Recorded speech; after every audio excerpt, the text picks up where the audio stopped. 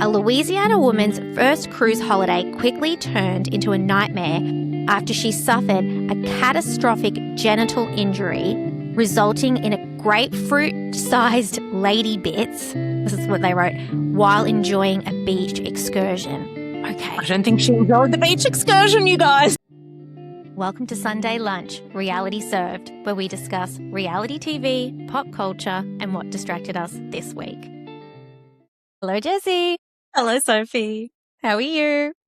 I'm good. How are you today? I am so good because in today's episode, we are, of course, going to start with our reality TV bread and butter. There's plenty to discuss. So we're chatting about the final installment of the In the City reunion. We're going to catch up on next Gen NYC because he sort of ran out of time last week, but there's been a bit happening with Ariana and Riley as well as Amira and Georgia. So we'll get into that.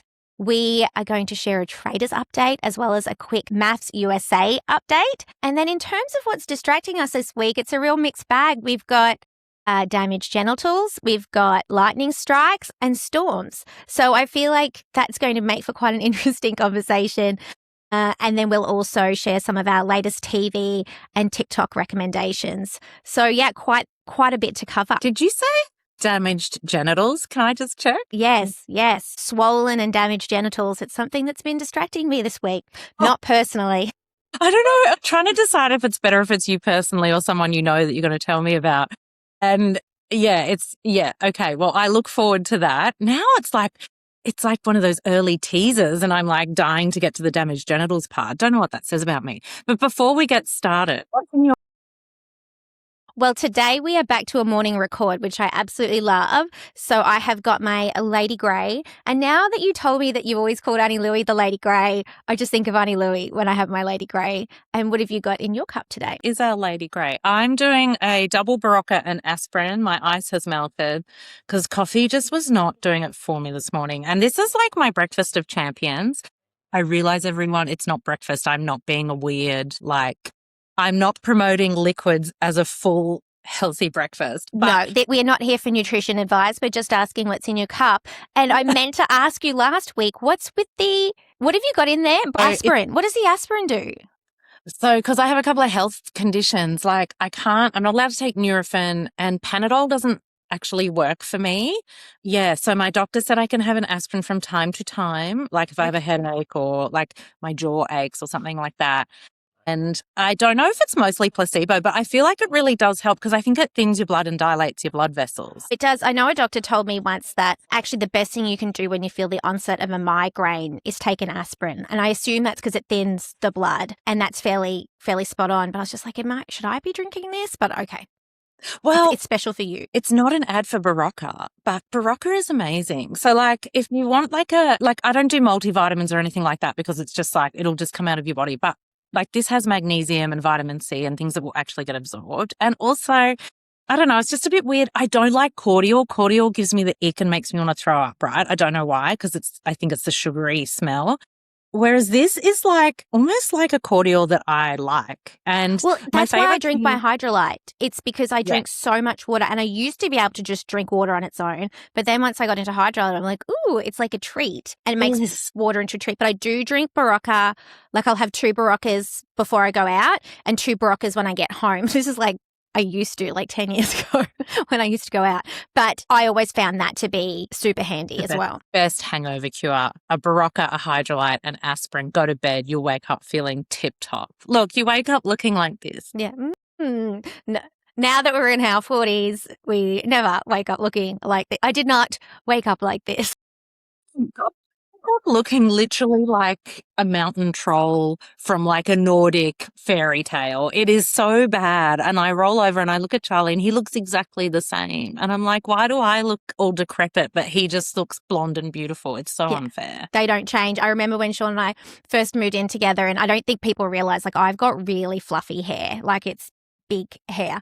And he saw it for the first time, not straightened or curled. And he was like, oh, wow. He's like, you look like a mountain woman. And I was like a jungle woman, sorry, because you look like someone. And I was like, wow, thank you. Get used to it. For the microaggression, sure. He's so cute, though. You look like a mountain woman. I don't think Charlie's ever said that to me, but once an ex-boyfriend I was holidaying with him and his family on Fraser Island, and I went off to have a swim in the ocean. And I found this giant stick, like it was taller than me. So it was like a proper driftwood branch thing. And because there's so many dingoes on Fraser Island and I was by myself on a beach where dingoes were, I was like, well, I better just carry like this just so I can be like, go away, dingoes, don't come at me. Like, I love you from a distance, wild dingoes. And anyway, I walked back to camp holding this in my bikini and they were like, oh, Xena warrior princess. And I was like, I don't know them. I think that's a compliment. Okay. Oh my God, I forgot about Xena until this very moment. I think we could do a whole podcast one day on how much I hate Fraser Island. And so again, my in-laws are from Hervey Bay, grew up there. My father-in-law goes to Fraser Island like 100 times a year. Anyway, I will never go back. What? And I don't understand why anybody travels there. We do need to talk about this. What happened? Well, dingoes. Dogs. I'm terrified. But then we were like, I love to fish. And so like my father-in-law, he had taken us down and we were fishing and we were catching some little whiting. And my mother-in-law literally had to walk with a giant stick back and forward behind us while we fished just to sort of protect us. And then right down the beach from us, there was a couple walking along. And then this group of dingoes corralled them into the ocean, which is full of sharks. And these people had no choice. They were like, fight the dingoes on the beach or get in the water with the sharks. And then luckily people ran from all over the beach and sort of like helped them get away from the dogs. But I can't even tell you how scared I was because but it's like my sister-in-law, they'll go all the time. They camp there. They've got little kids. They're like, it is not a relaxing place. I don't enjoy it. Well, that is totally your choice. Look, I have never been set upon by a pack of dingoes. Now I'm thinking I was very lucky on the beach and maybe I was channeling a little bit of Xena warrior princess with my big stick and my bikini. Because like I was a sitting duck. I was like, I'm off to the beach in my bikini. I'm feeling hot. I'm trying to get some colour on this goddamn Victorian ghost. I've got my big stick. I'm ready to do this. Not a single dingo. What I didn't like about Fraser Island, like I really enjoyed driving over the dunes and stuff like that, but I didn't enjoy the fact that I didn't research it before I went other than the dingoes. But there's a lot of other deadly things on Fraser Island, you guys. This is #Australia. Like #Australia. I was walking into waters and lakes where there were actual stonefish, which are deadly. I would have been dead on the spot had I stood on one. I did not have protective shoes on. There's irukandji, there's box jellyfish. Like it is a beautiful place. It's Kagari Island, I think is the correct name for it. But please just wear your reef shoes. Like don't make my mistake and put yourself in danger with like there's stonefish everywhere. And like they're more dangerous than the dingo. You'll probably survive the dingo, but you will not survive a stonefish. This is a good PSA for everyone. I think we need to just like put it out there. A, don't go to Fraser Island, and B, if you do, wear your water shoes. And then I mean, it is beautiful, but Jessie, you walking along the beach by yourself with a stick, like literally that's how that Canadian girl died on Fraser Island earlier this year because they couldn't decide if she had drowned or if because they found her body sort of mauled by dingoes on the shore. But they think what it was is I think they wrangled her to the ocean and then that's kind of, so you're very lucky. And then I know like this is too long to go on, but the other thing that happened when we were there, so it was my first time like sort of staying with Sean and his parents, and we were playing cards at the table and I'd had a knee injury not long before and I crossed my legs under the table and I knocked my kneecap, which I'd broken before, and I started to feel so sick with the pain, but I didn't want to tell anyone because I just sort of was meeting them, and I just sort of looked towards the TV and just like concentrate, like breathe through the pain. Next thing I wake up, they're all standing over me, and what happened is I had fainted from the pain and then I hit my head on the table as I went down, like smashed a glass of red wine and then went into a fit and was just convulsing on the floor. And so Sean's mum said, this is the moment I knew Sean loved you, because he was like, Mum, do something. And they were like, we would have to get a helicopter. We would have to because you're off so remote. And anyway, then I came to and we rang Mum, who's obviously a nurse, but Mum was living in London at the time. So lucky she answered because I think it was the middle of the night. Mum's like, oh, it's fine. It's called a faint and fit. And they happen all the time because when you faint, you don't get enough oxygen. So your body might fit. But Sean says, he's like, I thought you were dead. Gonna die. And so They all were. And so like after this trip, I was like, I will never go back to that island. So I know we are so off topic, but I was like, if we're talking about Fraser Island, we have to talk about Fraser Island. Oh, like, I'm sorry. I don't think you should ever go back. And that is, I just feel so awful for you trying to stifle that pain so badly that you actually fainted and then made things so much worse, but it wasn't your fault. And how beautiful that Sean was like, Mom, do something. Anyway, I knew he was the one. Okay, I will sorry. say, There you go. let's say I feel really awful for that Canadian tourist that you just mentioned. Like, that is absolutely horrifying for her, and it makes me feel really upset. And I do think as Australians, we are more relaxed around our fauna because we are educated on it. We are careful. But in saying that, you're right. Like, I mean, I wasn't swimming anywhere where there was flags. There was literally no one else but pelicans around me that I don't think would have come to my defense. So yeah, everyone just always be careful. Australia's incredible, but just always be careful. All right. Sorry, now I have to say one other thing, and it's not just Australia, it's any country that you travel to. So we have a lot of tourists that will come, say, from Asia who will drown because they don't understand our currents, etc. But we were the same. When we went to Canada, we had a fireplace like this inside and we just had it going, and we had friends with kids over, and one of the little 3-year-olds just stuck his hand on the glass and ended up with like 2nd-degree burns. Lucky one of my girlfriends was a GP and she was there. But when I told everyone at work about it, they're like, why would you have the fire on when there's little kids running around? And we were like, well, it was freezing, so we had the fire on. They're like, no, you would never. And I was like, we were just in Canada, not aware of the risks because we did not grow up with fireplaces on and with little kids around. And so it's like, even though you think you're just going to another country, there are going to be things that you aren't aware of, and you just kind of got to do your research. 100% do your research, 100%. When Charlie and I first got the farmhouse before we moved to Tasmania and we were in New South Wales, there was a whole bunch of coal that the previous owner had left near the shed. And we were like, we're waiting for our wood to get delivered. We'll just put a bit of coal in the fireplace and do that. No, you can die from carbon dioxide poisoning. Also, it could have burned so hot that it could have shattered the glass in the fireplace. So we somehow survived that too. The point is, do your research. This just went in a direction that I did not expect it to go in. Okay. So there you go, everyone. There's your travel advice, which is actually funny because my recommendation later is travel insurance. So perfect. Actually, we will top and tail this episode with travel insurance. Perfect. Okie dokie. So let's get on. Let's start with the Summer House reunion finale. What did you think? Yeah, In the City reunion part 2. In the City. What did I just say? Summer House, but it's basically the same thing. Okay, yes. Sorry. In the City reunion. I have so many things to say. I took quite a few notes, but I think maybe I want to kick off with something that seemed to be quite controversial on our Instagram this week. Sophie put up her theory that Kyle has always treated Amanda as an object in their relationship, hasn't offered her that deeper emotional level support, which again is borne out by things that Amanda said this week on the part 2 of the reunion. And Sophie said he treats her like an object and he takes care of his things. And lo and behold, I swear you are a bit psychic, she said on part 2 of this reunion that she always felt like an object to Kyle. Wasn't it crazy that she used that exact terminology and she wasn't saying it either as a bad thing? She was saying, like, it is a bad thing, but she was saying, and he takes care of his objects. So it's, yes, he's still paying for my health insurance, thanks, doesn't mean we're emotionally connected. That's right. And I feel like people just, again, were purposefully misunderstanding her in some ways, and it was quite frustrating. But let's take it from the top. We opened the In the City Part 2 reunion with Georgina and Lindsay still kind of having a go at Whitney, and like, I'm over it. It was not that big of a deal. It was not that big of a storyline. Yes, it was offensive. She's apologized.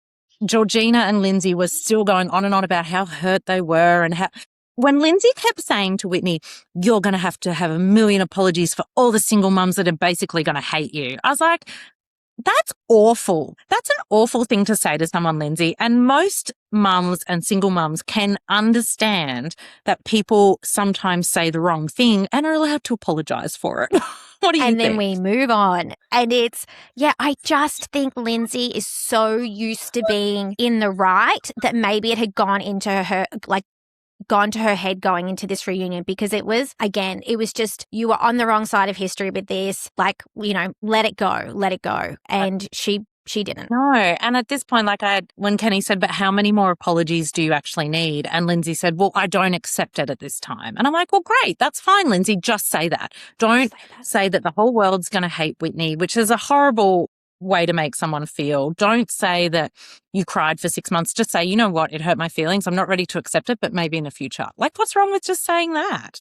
You know what? It makes me think about Brené Brown, who I love. And one of the things that she said in one of her books was, she's so funny because she's Texan and she'll swear sometimes, but she's like, it's the biggest chicken shit thing that you can say is when you're arguing with someone is to say, this is how me and all my friends feel this way. Yeah. And she's, do not speak on other people's behalf. If you can't have an argument or a conversation where just you is strong enough, like, then that's unacceptable. But to rope others in is chicken shit. And I was just like, yes, Brené. And this is something I'm quite strong with my girls. If I see them doing that, I'm like, absolutely not. You do not speak on behalf of other people. Speak to yourself and have that conversation with someone one-on-one. But this whole group stuff, and, Lindsay was roping in the world. Yeah. All the single mums of the world. Yeah. And the thing is, I agree with you. It's one of my little criteria, but the things I actually notice about people when they argue, or even if, say, you're around a group of people and someone's sort of having a go at someone, even if it's sort of fairly lighthearted, and if someone ever says, oh, and Jess, you agree with me, don't you? I'm always like, no. No. And also now I know you're an insecure person because you can't fight your own battles, and I don't want to be any part of this. I really dislike it in a person because, as you say, just stand on your own 2 feet. You've decided to start an argument. You don't need to rope in anyone else to have it with you. Either you're confident in what you're saying or you're not. So it's a bullying tactic to me from an insecure person. Yeah. Yeah, it's kind of shitty. So, I don't know too much about Brené Brown, but I agree with her on that. I will say, I thought Yvonne, once again, I'm quite sweet on Yvonne and Nick, and I thought Yvonne was very measured the way she spoke about it. She's just basically like, Whitney, I know you're trying to do a nice thing for me, but you don't need to do that. And my friendship with Lindsay is something that I manage separately, and we didn't need to worry about that. And I just thought, well, that's fair. It's fair without insulting someone. Yeah. And I think she was really stuck between a rock and a hard place there, because she did say to Whitney, I know you were trying to do something nice, but you're also trying to rope me in with this whole mother thing, and I'm not on board with that. But then she also said to Lindsay and Georgina, you two were also being jerks right then at that point, and you weren't listening to her. But she did seem a bit scared saying that to them. I thought she was a bit hesitant. So at the same time, I think she was trying to say to both parties, you were both trying to use me to your own advantage, and I don't really want a part of this. So yeah, I thought she did a good job. Same. She did say, Georgina and Lindsay at the top of the stairs, you weren't being nice about it. And for her to say that, I think then obviously that is how they were coming across.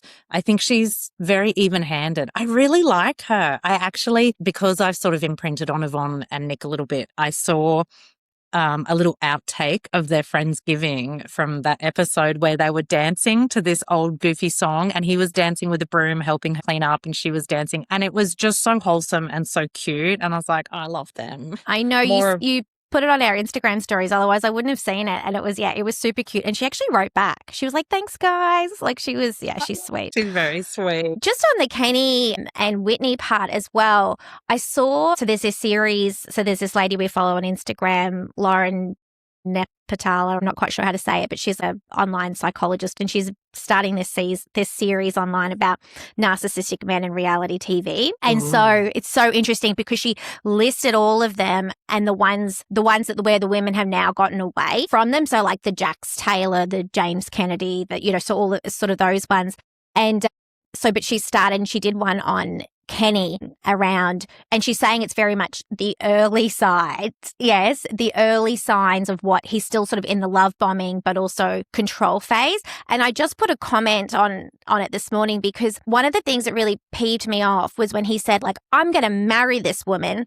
And I was like, if she agrees, I would love for him to have said, I would be so lucky to marry this woman. And because by saying I'm going to marry her, it says I'm going to give her the opportunity to be married to me, rather than saying I would be so lucky to marry her. And it was just, I felt again a bit on the Kenny of it all in this episode. Yes, I was very anti-Kenny on that as well. I was like, how I felt about the fake Peru wedding. Fuck off. That's such bullshit. Again, to me, that's love bombing. It's a bit weird. But when he said, I will marry this woman, and she's like, I was like, no, Whitney, that's really bad. Exactly what you said. It's like, he's like, I'm the prize. I've made the decision. I don't even need to ask her. I will be marrying this woman. And I was like, Whitney, I guess there's a whole thing in America, and we can get into this a little bit with MAFS, I notice, is that like women just seem to want to be claimed by their man. And it is so toxic because I'm like, number one, what has that man ever done that's even like, I'm sorry, he's a very ordinary man. He's fantastic for reality TV, and I want more Kenny and I want more Gavin as well, especially as a duo. But there's nothing special about him, Whitney. Him declaring that is kind of like, again, the way that he views you as an object that he has now decided to purchase. Like, as you said, Sophie, it should have been, I would be so honoured or privileged to spend my life making Whitney happy if she would marry me. That's absolutely.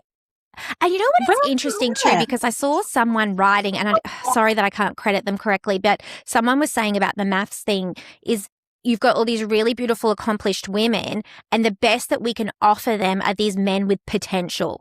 And they're like, sure, these men have potential, but where are the men that are already, and they're saying, and these women are so happy to be paired with these men with potential, but they're just not in the same category of these incredible women that are showing up to the show. And I feel like that's what it is. It's like, Whitney, you're accomplished on your own. You've had your own career, all of these things. And, it's like this potential that Kenny might turn out not to be a dickhead. Like, that's all you're getting right now. Yeah. And if he solves his daddy trauma, if he, then he might be okay and he may marry you. And he might discover the spark between the two of you and solve his issues around long-term commitment. Like, I agree. Why? Just why? It's not necessary. And like, there's all this discourse at the moment, and it's really quite dangerous, about the male loneliness epidemic. And I'm like, well, maybe if they worked just 1/10 as hard as women do to keep friendships together, keep families together, raise children, go to work, keep a nice home, keep a beautiful garden, share and give and give and give. Maybe if you did 1/10 of that, you might not be lonely. You might find people, if you were a little, like, any kind of selflessness might actually appeal to people, or any kind of achievement that is outside of yourself, something that gives to others. Something community oriented, there is plenty that you could be doing, not to be lonely. So yes, I agree.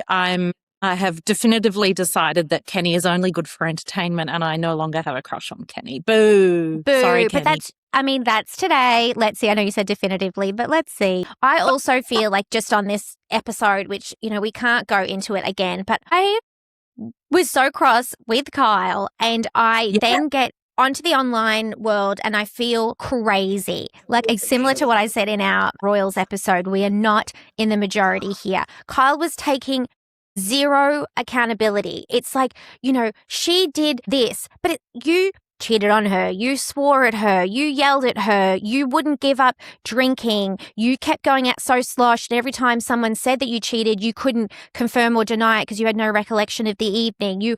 But everybody online is coming after Amanda after this episode, just being like, look at her smirking and look at her. And I was like, I'm not saying that she's the perfect person either.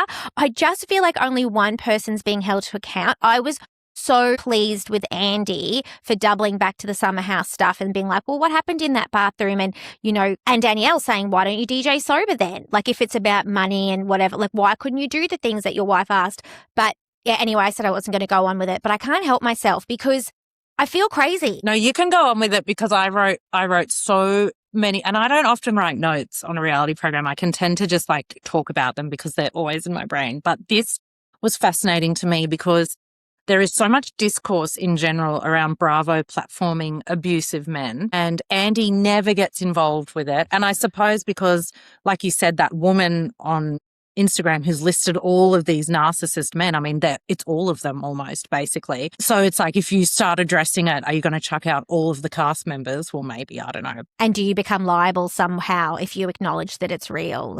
But I loved that Andy said, Kyle, this might piss you off, which he didn't have to do, by the way. You don't have to manage Kyle's feelings. But he said, was. But like, what happened in the bathroom? Why are you calling her these names? And Andy specifically said, Kyle, it was alarming. It was alarming to see you call your wife those things. And it was also alarming to see her just squash it down and then go continue to party after you had called her these horrific names. Now, this is what we saw, that Kyle had called her an effing dumbass bitch in the bathroom. He had said that she'd given him FU eyes at the table, which she didn't. She was just staring at him. Which he doubled down on in this and said, that I was legitimate for being angry with her because she gave me FU eyes. I know, that because Andy said, come on. He goes, no, she did. And he's like, And then I don't know if you noticed the body language. Andy leaned all the way away from Kyle as Kyle continued to defend name calling and that abusive, or as Andy called it, alarming behavior towards his wife, just all the way away. And I was like, and then Kyle kept saying, no, it's because of this. It's because he didn't once apologize for the horrible name calling. He then said that they would get heated and it was a match. It wasn't him against her. It was a match. Like she was equally capable. And Andy actually said, well, so does she name call you too? And he was like, oh, and Amanda's like, no. And he's like, the example he gave? He said, that time I had to wake you up to walk the dogs and you nearly hit me. I nearly hit the roof with that because you don't have to wake her up to walk the dogs. No. So there's a few things that could happen. If she's sleeping through walking the dogs, one, you could walk the dogs. If you don't have time, you've got a meeting, you leave. If the dogs poo or pee inside, when she wakes up, she has to deal with the consequences of that herself. She is a grown, autonomous human. You do not have to wake up another grown-up to give them a task. Like, she is a grown-ass adult. And I don't believe nearly hit him either. Her response was just complete, like, what are you even talking about? Because I was just like, none of that has anything to do with the fact that you were verbally abusing your wife repeatedly on camera over however many years. And it just made me think, like, are straight Americans okay with that kind of aggressive name calling in a fight in a relationship? Because even Lindsay said something that kind of made a joke out of it on Kyle's behalf. And I was just like, this is not okay. This kind of verbal abuse is absolutely not. Even when they said, that he'd slept with someone in their marriage, Lindsay's response was, who is she? I'll kill her or whatever. It's like, no. She's not in a relationship with Amanda. Kyle's in, and have a go at your friend, but I don't know. And I mean, Georgina said, Kyle, take some accountability. You were nearly cancelled. Like, if Amanda hadn't made the biggest mistake of her life, we would all be sitting here dissecting your relationship of the last 10 years and you wouldn't have shown up very well. So take some level of accountability, but he just couldn't. In his mind, he's doing her a solid by still being friendly with her when he could have, doubled down on her like Ciara did. And he's the victim in this. And I can't handle it. I cannot handle it. No, it drives you crazy because he also won't take accountability for his excessive problem drinking either. And so he just literally sat there like he was just like, something came over his face. He's like, nope, not responsible for anything. And I'm like, you know what, Kyle, you're just a scared little pretty boy. And you are never, ever going to find a lasting relationship. You're going to be a sad, drunk old man spinning those DJ records if you don't go and get some fucking help for the way you treat people and the way you treat yourself. Yeah. Or, do you know what's the scarier outcome is that, because he is a man baby, is that some woman will put up with it. And it makes me think of Sally, who, put in her stories this week, maybe it is getting serious between them. Meanwhile, they've got Ava Dash and Sally both partying with him, who've both been sort of hooking up with him. But it's like Sally is so desperate to get married and have a baby that I think she would get into a relationship with Kyle, and I think she'd put up with it. And I'm terrified for the woman that ends up with him. What? Don't pursue something that's so problematic from the outset. And again, this comes back to, I think, this really Judeo-Christian culture of Americans. It's like marriage to a man is the ultimate achievement for a woman. Well, I'm here to tell you, Auntie Jessie is here to tell you, it absolutely is not. You are enough on your own. You are, for the most part, statistically safer without a husband.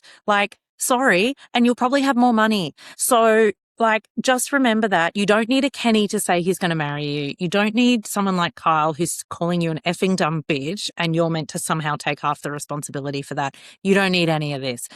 Ladies, let's unionize. Yes, we need Paige. You know what we needed was Paige there. And I know Paige is not on Amanda's side right now because she is obviously Sierra's really, really good friend, but she is who we needed in this conversation because she will always strongly take the female side. And it's not even take the female side. It's like bring reality to the conversation. Yeah. And I actually think Danielle played a part there. And I came out of this like reunion a lot happier with Danielle than I was going into the start of the season. And it just reminded me that when she started in Summer House, I loved her. And then she kind of lost herself. And it's almost, I don't like this term pick me, but she kind of became a bit of a pick me, which was she would grasp onto other people's issues to kind of be funny or have a moment or be relevant, which is not sort of what she was like at the start. And I feel like she's sort of come out the other side. And even though she was having conflict with Amanda herself personally, she would continue to hold Kyle accountable and be there, not just for Amanda, but just like, I think like for women and common sense in general to be like, why can't you DJ sober? Why, like, come on, let's have these conversations. So I was grateful for Danielle. What did you think? I thought she acquitted herself really well at the reunion. I liked that Andy asked Amanda if she could apologize to Danielle so sincerely. Why couldn't she have done that for Sierra? And I think Amanda had no good answer. And interestingly, the second he said Sierra's name, Amanda tensed up like this. She just went, like, and I thought, oh, like West has really poisoned you against your friend. And that is a disaster waiting to happen because West is a disaster, let's be honest. I know whatever she's getting from him is what she needs right now, but I just don't see that being. She's still too in it to get on the balcony and see what's happening. So she's just like, you know, Sierra created this fictional relationship with West in her mind and whatever. This is what she has to tell herself to get through this moment, which is no good. And I think she did have an answer, which was quite true, which is like, I couldn't say anything to Sierra because I felt too defensive and I was getting angry and, you know, and I think that's true. I think she was. And I don't think she truly understands what she's done to Sierra yet. And she won't until she's out of this situation and has some level of hindsight. Honestly, Amanda, it's going to take a lot of growth because you're still not seeing your own part in what you did to Sierra, let alone the broader cultural and racial contexts to that situation. I just think, look, as much as I am not a fan of Kyle and he should be held accountable, I don't think Amanda's offering much anyway. Oh, I agree. I agree. Yeah. She's, you know, I'm not a fan of her at all. And I just feel as though, yeah, like I said, you know, we got so many comments on our post, but I'm just like, I'm just happy that two incompatible people are no longer married. Like that's the takeaway, right? And I hope that they can go on and have flourishing lives. I just don't want one person to be demonized and the other person to be lauded. That's all I want. Especially demonizing a woman that was essentially verbally abused in this relationship. And we're not here for the misogyny. Sorry, we can hold two things at once, which is they both behaved poorly, but probably Kyle's was more dangerous. I'm going to say that. Absolutely. Can I ask you a question about that misogyny? I'm confused by myself because I actually, this is so weird. I didn't have a problem when Ian swore. I did. I do. I know. Everybody does. To hate him for saying to her, like you bloody dickhead or whatever. I can't remember what he said.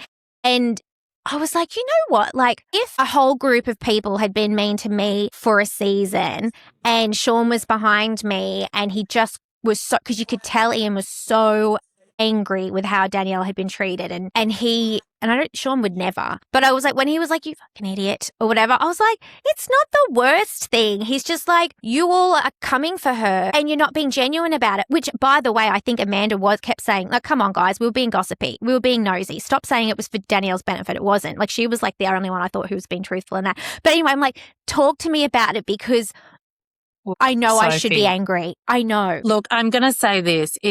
This is not the first time Yoan has done it or Owen. I'm not. Ian, I think is how Ian. So what happened was Yvonne was speaking and trying to explain something and he said from behind, fucking idiot. He didn't say you bloody. It wasn't an Australian. And by the way, take your Australian lens of like, we swear a lot in Australia. We might say, you're a dickhead. But calling a woman a fucking idiot while she's talking is actually not okay in Australia either. And it's not okay. Second of all, you just wait because you're going to have your mind blown. Go back and watch the wedding episode. He calls Lindsay a fucking bitch. Now, there's two things I want to say here. He does both of them almost under his breath, but loud enough that we all hear it. So he's not even brave to say, use his big man words and say, Lindsay, I think you're behaving cruelly towards my fiance, which is what Sean would do, which is what Charlie would do. I mean, you even said it yourself. You're like, well, Sean would never, even if that was a situation, he would never. But then I was like, maybe I would want him to. But I like the big man words better, Jessie. This is the pep talk I needed. Well, wait, because you wouldn't, because you would see a man that is putting down a woman with really ugly language where he has never spoken to the other men that way, the men that were gossiping about them. And when he gets angry, and frustrated, if he doesn't have the self-control around women to not abuse them verbally, when he has the self-control to not abuse the men doing the same thing, red flag number one. Yeah, red flag weak. number two, when he is angry with Danielle, do you think he's going to have the self-control not to call her a fucking idiot or a fucking bitch? No. That was my aha. I was like, this is like, I have to be cross with this because it's clearly not a one-off. It's a sign that you think that this is okay behavior to talk to women. And she now is the mother of his child. She is going to be likely a victim of that when she isn't in the right in his mind as well. Exactly. But you're right. He could have used actual language to say, Yvonne, what I think you're saying is inaccurate and, you're piling on or whatever. Yeah, but the way he just dismisses them with these awful insults is so icky to me. Like, I'm so shocked. He does look like that an angry man. But I'm so shocked because I was literally about to say, interestingly, Johan also uses abusive language. And then you were like, Jessie, I want to ask you, I thought this was, I'm shocked that you had that initial reaction. Like, have you unpacked why you thought it was? I just was really confused as I watched it because I was like, I saw it in the captions, the subtitles, and then I went back and rewatched it. And I was like waiting for myself to get really angry about it. And I didn't. And I was like, why am I like not triggered by this behavior? And then I was trying to play both sides in my head. I'm like, maybe I feel this way, maybe I feel this way. But I was like, it just didn't trigger me. But meanwhile, earlier in the episode, watching him mumble under his mouth and like pulling these dirty looks was triggering me. I was like, you appear to be an angry man. But it was that one, like, I think I'm more disappointed in him generally, but that particular thing, I felt, I was like, that's not the worst of it. Like, he's just saying, and also I figure if I was in one of those reunions and someone was being mean to Sean, I would be like, you fucking idiot. But maybe I wouldn't. I feel like I probably would use big person words.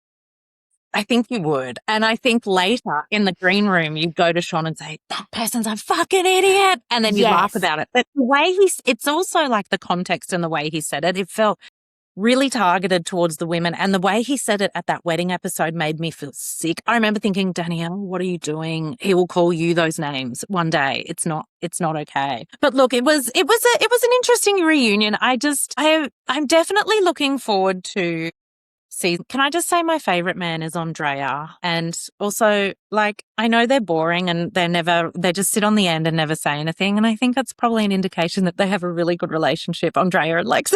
Exactly. And, I think we need a bit of that, calmness amongst the storm. I do too. Just find your Andrea, ladies. You don't need a Kyle when you can go and get an Andrea. That's the lesson. It exists. He exists. Absolutely. Or if you don't, be alone. Being alone is far preferable than don't settle. Don't ever settle. Don't ever settle because, as we know, start as you mean to go on. It's not going to get any better. It's going to get more challenging and you need to have been at the start. Like the Luke and Kristen of it all. I know you said you watched the Valley trailer and I haven't, but the one little clip I saw was them saying to Luke, now, if you had seen pregnant Kristen ahead of time, would you have proposed? And you just hear him going, and it could just be a crazy edit, but he's sort of like, I hope it's Kristen, crazy. Get out. Get out. What get are out. You doing? Like get that out. Dangling proposal as leverage or power is absolutely disgusting. And the same thing Kenny was doing with Whitney. I'm going to marry you. What happens in 2 weeks where she does something? He's like, well, I thought I was going to marry you, but I'm not going to. The same thing with Luke. He's like, well, if I had known, I wouldn't have.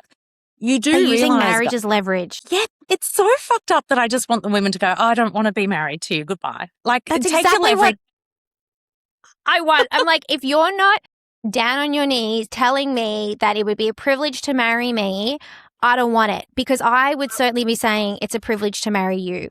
I wouldn't be, back and forthing it, being like, well, if you're losing her, I don't know how I feel. Or if like, it's so gross. Anyway, yes. Sorry for the tangent. No, it's not a tangent. Like, I think I'm very happy to talk about the Valley reunion clip. I think it's so transactional for these men. I genuinely think they see Kristen and these women as not as equal partners or self-determining individuals. I think they why does Ken want married? If it's not for the privilege of being with this incredible person, which they haven't said that it is, then why do you want to get married? Oh, is it because you want someone to clean up, to mother you, to clean up after you, to cook for you, to attend to your every need? Produce your heirs.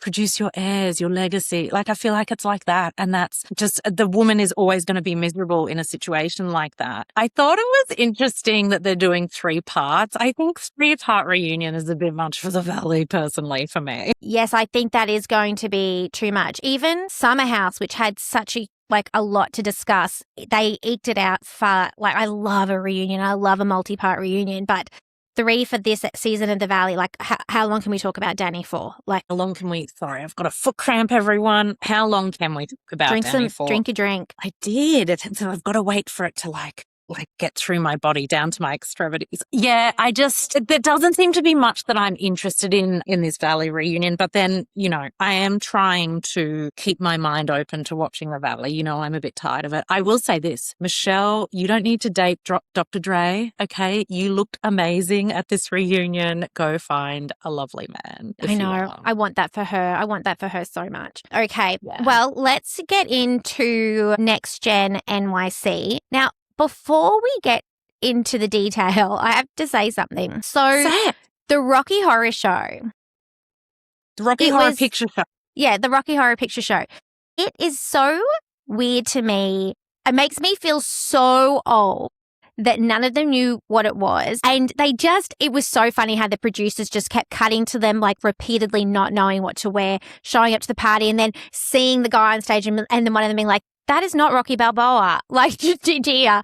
And they're all like, they think that it's the Rocky the boxer. There's all these different takes on it. But I wanted to tell you, I hate the Rocky Horror Show Picture Show. I saw it when I was too young. It upset me. Same as the Never Ending Story. Same as E.T. Trauma, trauma, trauma. But do you remember that your mum took, I don't know if you were there, but I went to see it live with your mum. She made me go watch it. Were you there too? Yes. Yeah. It was when I was staying with you guys when mum was overseas and I wanted to go to like a party with my friends and your mum was like, now I see it. She's like, I've bought you this ticket to this live stage show. And I was like, well, I don't want to go. I want to go hang out with my friends. And she's like, we're going to watch a live stage show. You'd think you'd have some level of gratitude. And I was like, no. And then anyway, we went and I was like, just watching this show, like it was all these like trauma flashbacks. To the movie. I do agree, when you see a certain movie too young, like, you can just never deal with it again. I do remember that stage show. And like, I was obviously a year older. I thought it was super fun. Well, that was my first note as well. I was like, how do they not know what the Rocky Horror Picture Show is? And if they don't know, why won't they just Google it? Just look it up. I know. It's like it was going on for weeks. I know. And then I was like, is this like, okay, you know how like Australians have a special dance for Tina Turner's Nutbush that no one else in the world does? And in fact, my mum requested it at her 76-year-old wedding recently. And Sophie, you did an amazing job dancing to the Nutbush and leading the way with your daughters and everyone. Sean also had a good go at it. Turns out my mum didn't know how to do it. She just knew that she wanted it. But it's the same thing with the Rocky Horror Picture Show. We grew up at school dances dancing to the Time Warp. And the best part about dancing to the Time Warp is that the song itself tells you what to do. It's a jump to the left and then a step to the right. And then you just like do the Time Warp again. It's and so then you do it again. We love some instructions. Australians love an instructional dance. Did none of these kids grow up dancing to the Time Warp? I don't get it. That is such a good question. That is such a good question because, yeah, it's just a classic on the dance floor. It sounds a bit sexually icky when you're very young. Like, and I remember even at the stage show, I didn't understand what was going on. I was just like, oh, songs, costumes. Now, I will say this. Brooks Marks, I thought his outfit was adorable. He goes, is it giving circus? Yes. But it still looks amazing. So he had on like the Luann, the Herman Munster boots. Like his boots were crazy. And then he had on like a little ringmaster sequin jacket, which I love. I loved it too. Of course you did, because you're a ballroom dancing architect from way back. You love a sequin. But I never really liked Brooks on Housewives of Salt Lake City because I don't like the kids coming into it too much. I'm not there for that. But on this, I was like, God, he cracks me up because he's so underreactive to everything. He literally just stands there and like has this little and just looks at them. And it kind of does remind me of my beautiful friend Greg that I mentioned last week. But also it's just he's so what's the word? It's not even snark because he's not being snarky, but he's just watching all the time. And I love that. It's so the opposite of who we are. And that's what I was like, I originally thought, I'm like, you're going to love Brooks because it's like, you know how like his mum always says, like, I'm disengaging. And you can tell he's been raised to not get into that level of conflict. Whereas like his dad is quite flamboyant and says a lot, but he's so much more like his mum.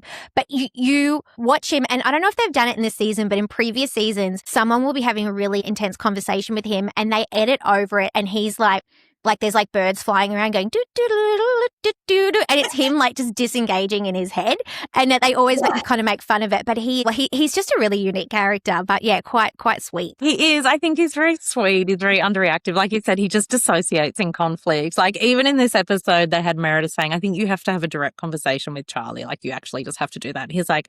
I also thought it was really cute when, first of all, I agree with Brooks, right? So the conflict in this episode was that Brooks didn't want to be around Charlie anymore. I am completely on Brooks's side, but when he was like trying to have that conversation with Charlie and Charlie said something mean about his dad, and Brooks seems so innocent because he's like, did you really just say, fuck my dad? My God. Like he was just so deeply offended. I was like, oh, so you're too pure for this world, I think. And also because Charlie's own dad is like not a great dad to Charlie from what we can tell, or in Charlie's view, he isn't. So Brooke's dad took the time last season and took Charlie out for coffee, tried to give him life advice, and the whole time, and he was trying to be really vulnerable too. He was being extra, but I could see that he was like trying to connect, and the whole time Charlie was just like, oh, like, why am I here? Like he couldn't have any level of gratitude. I'm with Brooks on this one as well. I think Charlie's not a good villain either from what I've seen in season 2. I've only been watching season 2. He just gives me a bad feeling in my stomach, and I don't think this is a good platform for him. But yeah, so I guess this episode picks up everyone sort of back together except Riley. Riley has gone home to Atlanta because of the conflict that she had with Georgia and Ava last week and the big conversation she had with Ariana. So why don't you kick us off with that, because we didn't get a chance to talk about it. We didn't talk about that last week, and it was so sad because I was just loving the Ariana-Riley friendship, and I hope we can continue to love it. But, you know, they were friends when they were little girls and then stopped being friends when their mums, you know, Candy and Kim had a fallout over what was the song again? Tardy to the Party. And then they reconnected really quickly. And actually, I keep saying this to my girls too, which is any friendship or relationship where you become really close really quickly is more likely to become toxic. And it's just because you create this deep connection, but you haven't figured out each other's like ticks, flaws. You haven't had little practices at little arguments. And I think that's kind of what's happened with these two. But I feel as though they have both handled it really maturely up to now when they've had the little hiccups. But essentially, Ariana's not been drinking. I didn't realize it was because she had a DUI until this episode, because I was like, why is she not drinking? But anyway, she's not drinking. Riley had obviously said to her before they went out, hey, if I get out of hand, like give me a code word or something so that I'll rein it in. And Ariana was being a solid friend. Riley definitely seemed overserved. And she was last season too a couple of times because she's like 22 or 23 or something. So she's just having shots and having a good time. But Ariana really tried to have her back and say like, hey, they were just trying to redirect her. Hey, let's go have some pizza. Let's have a drink of water, whatever. Riley obviously doesn't like Georgia. Riley was completely inappropriate, pretended to throw a glass at her. I mean, if I was Georgia, I would have been terrified. Like she picked up, and this isn't racial anything. If someone picks up a glass and like pretends to do anything, like Georgia handled it, and Georgia even was trying to diffuse it rather than getting into it because I think she could just tell like Riley's overserved. And so after that, I think I expected Riley to sober up and realize and be like, hey, thank you, Ariana. Thank you. Because a few of them were trying to, Brooks too, they were trying to redirect her. Riley did the right thing, wrote to Georgia, apologized, etc. But then you see this conversation between Ariana and Riley, which I thought was a beautiful conversation because Riley was saying, I just wish I had somebody in my corner. And Ariana's like, why don't you feel like I'm in your corner? I'm in your corner. And she's like, no, I'm not there. And there's nobody like me. And I just wonder if I think she feels like the colorism very, very deeply.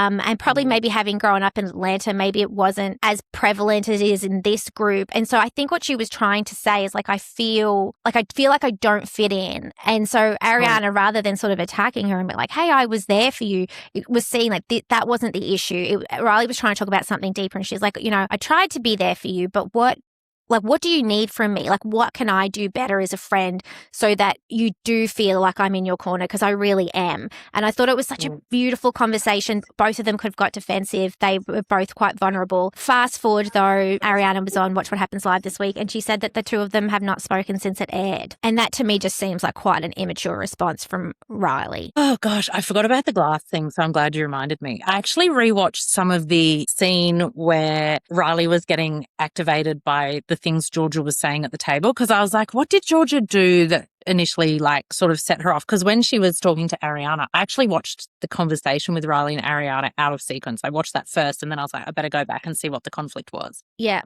Like Riley was getting very activated every time Georgia said something. But then I did notice that she also went with Ava to the bathroom, and then Ava was part of the problem too. And Ava again was trying to redirect her and be like, what do you mean? Like, what can I do to help you? And then Riley was doing a lot of really immature sort of get me a shot. And Ava's like, I'm not your like waiter. Do you want to say please or thank you? And Riley was like, I'm not going to say please or thank you to you. Like, who do you think you are compared to who do you think I am? And I see her as just this drunk 22-year-old girl who's out of place where she is. And I just want to say this. Think about being 22 and being out without your usual group of friends that you completely trust, that you've grown up with. You're jettisoned into this group of New Yorkers. All of the undercurrents, context, in jokes are different. I think it's understandable that she was overserved, had a few too many shots to feel comfortable, and then it sort of took a turn. So when cut to later, when she comes over to talk to Ariana and she's like, I wanted you to kind of save me from what was going on, even though Ariana was right to say, actually, you were being activated. This is on you. Essentially, quietly, you were having too much alcohol and you're young and you got fired up. But when Riley started to cry and say, you don't know how I grew up. You don't know how things can get twisted. I know I did the wrong thing. I know it was me, but I need someone just to support me. And I don't think that's unreasonable for Riley. Oh, no, absolutely not. She needs that. Yeah. Everybody needs that. She's young. She's so young. She's beautiful, but she's trying to navigate difficult situations. I felt really bad for her. I did. I felt bad for Ariana too. I was like, she hasn't done anything wrong. Like, she was trying to help you. But I think they got to the heart of the matter. Probably why they haven't spoken since is because Riley felt so vulnerable saying that to her that she's now like too embarrassed. Yeah, shut it off. I think for two young girls who grew up with these sort of crazy reality mums, they're doing a phenomenal job. I just hope that they can get their friendship back is what I hope. And I hope that Riley can feel that what she's looking for is that ride or die friend, who I actually think Ariana is. I think if she wanted Ariana to like start screaming at Georgia and being like, don't do, that wouldn't help Riley. That wouldn't be helpful. I think she was being her ride or die, but I think she can't see that yet. And it was being done in a different way than maybe what she's used to at home with her friends. And it's also being done in a quiet way that a drunk person wouldn't notice. So it was sort of this cacophony of things that ended up piling. And I mean, I am the person as well that goes out and will say to my friends, like, here's the safe word, say it to me. And I always have the best intention with like, it happened recently. We were talking about it. Like there was like a mum's lunch at the school. You know, the school have a big like annual mum's lunch. And I said to my friend, like we said to each other, here's the safe word. There was lots of champagne involved. But everyone had decided at the end that there was going to be like an after party, like that everyone was going to go to one specific location. But I actually heard about that quite late. So in my champagne mind, I was like, everybody should know where it is. I don't want anyone to feel left out. So I was like, you know what? And there was still a mic there. I was like, I'll just go grab the mic and let everyone know where it is. And then my girlfriend was like, whatever the safe was, circus. And I was like, oh, it cut straight through. Like I didn't do it. And the next day I was really grateful, but I was like, my intentions weren't bad, but I wouldn't have been pleased with myself if I'd got on the mic and told everybody at this event where this after party was, like, because I don't want anyone else to miss out. Like, it's not even like who am I? Like, anyway, so I am that person. I need the friend with the safe word. So I get it, Riley. And like, I love the Hansen decisions. They make sense to you at the time. They absolutely make sense at the time. You're like, I have got all of the reasons. You think to yourself, I'm not drunk. Like, I am drunk, but I'm not doing this because I'm drunk. Like, this is, I would do this anyway, right? And actually, probably I would. I probably would do that sober, but I wouldn't be cross with myself if I did it sober, if that makes sense. If you were going to do it sober, you'd be like, I think I should get on the mic and announce this, do you think? And then it would give people a chance to be like, maybe do something else or whatever. Yeah, but like tell the event coordinators to do it. Like, let somebody handle it that, anyway, yes. Yeah, okay. Exactly. And then obviously this episode, it was all still this around Charlie, who's going to be friends with Charlie, who's not going to be friends with Charlie. It was interesting about Ava brokering the peace. Gosh, Ava's so beautiful, by the way. Ava Dash, my God, what a face. I feel bad that and yet she's hooking up with Kyle. Yeah, well, obviously she finds out her boyfriend Hook cheats on her, which I'm glad she gets away from. But then to jump from the frying pan into the fire with Kyle, please don't, Ava, you're so beautiful. You can find someone else and you seem to have confidence. But back to Amira, also, what a hustler. Like you said to me when you were introducing her to me, hustler, works so hard, has built everything herself, absolutely stunning. I think she's one of the first or second transgender models to walk for Victoria's Secret. She's absolutely beautiful. Wow. Now, there's backstory around, now, Amira's boyfriend is Kevin, who seems like a very sweet piece of wallpaper and lets her be the Sarah, which we love. But apparently there was some issue where at one point Amira thought Georgia was flirting with Kevin. And in the gossip around this, Georgia claims that Charlie has said, well, it doesn't matter if Georgia's flirting with Kevin because basically Charlie, being completely transphobic, made a remark about Kevin's sexual preferences not being into women. Georgia then went and told Amira this because Amira has for some reason always been like, Charlie's my good friend. Charlie's like, she just wants to see the good in Charlie. And I really don't know why, because he's so creepy to me. Like, he gives me the creeps. So Georgia on camera goes and tells Amira this, which absolutely shatters Amira's heart. And she gets out of there immediately. Like, it was like, oh God, you shouldn't bring such transphobia to a transgender person on camera. They're young. They're still only in their 20s.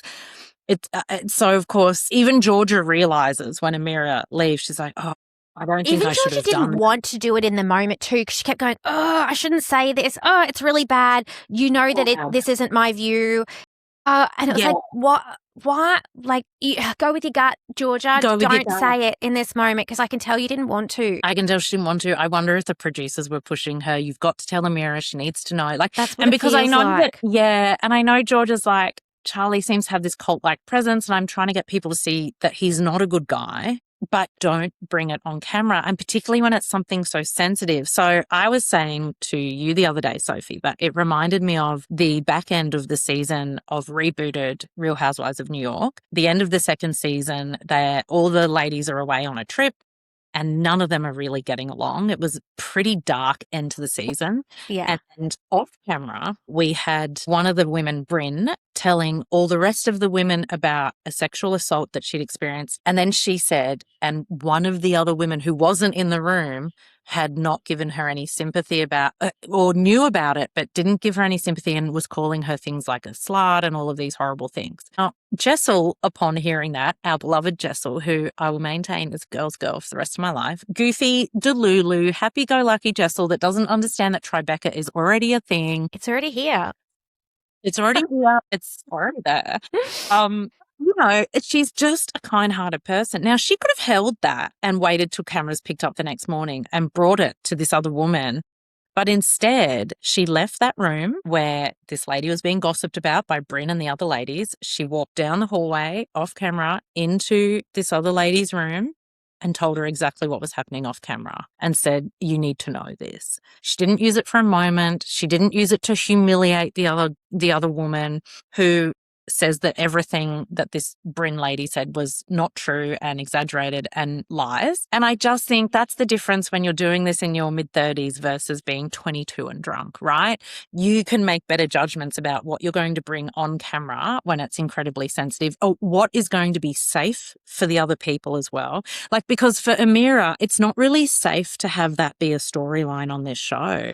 No, her response was small in the sense that, you know, it wasn't big drama. It was just immediate. She went quiet. She's like, get this mic off me. I'm leaving right now. I'm done with this show, because she realizes, like, this could impact her entire life. It is creating pain for somebody that she loves that probably didn't ask for any of this. And that's when you know, like, it was, and this is why I feel like it was producer led, because it's like Georgia didn't want to do it. Georgia knew how bad it was. She did it anyway, because she is, you know, young and drunk, but still she did it. She's going to have to take accountability that she did that. But she really, really hurt Amira in that moment. And yeah, I think you're right. I think that there is, you know, and people talk about self-producing and keeping things on camera, off camera. But I think just because something isn't said on camera in the moment doesn't mean it won't come to camera.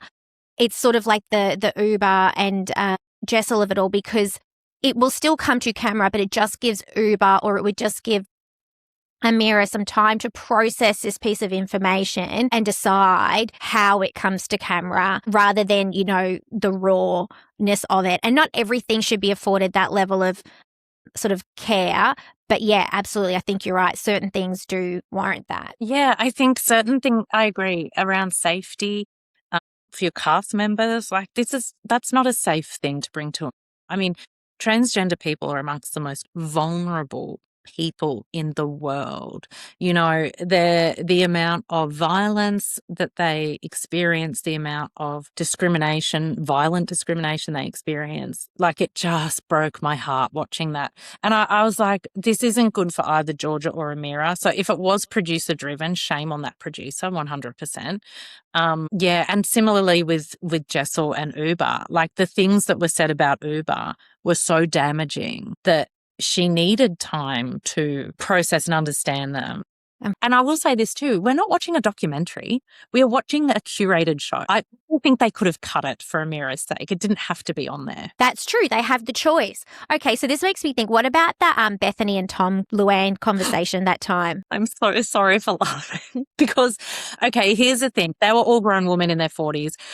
Roni original was necessarily comedic. That show was a comedy. Like, I will argue this to anyone. And I know it was a real wedding for Luann, and she finally got the yacht and she was like ready for her wedding. But I think that should have been on camera. I think she needed to know. I think she was old enough to handle that information. And it wasn't unsafe information. Like, no, it was. You're right. Yes. But they were always fighting for top dog, those two on that show, which was also hilarious. They should have got, like, you know, the Golden Globe for Best Comedy for that entire show. It was the funniest I've ever seen. Nothing will ever be that good again. No. Anyway, so that's what happened in NYC. Interesting. Not a bad little show. Not a bad little show. So we're enjoying that. Okay, so we did a whole special episode on MAFS US, which if you haven't listened to, obviously we're going to recommend you listen to it, because it is turning out to be quite a good season. How crazy that they all went to honeymoons at the same location. That was, because you know how they're supposed to be doing our Australian format? That was a bit of a twist. No, Charlie was like, Jessica. I was like, yes.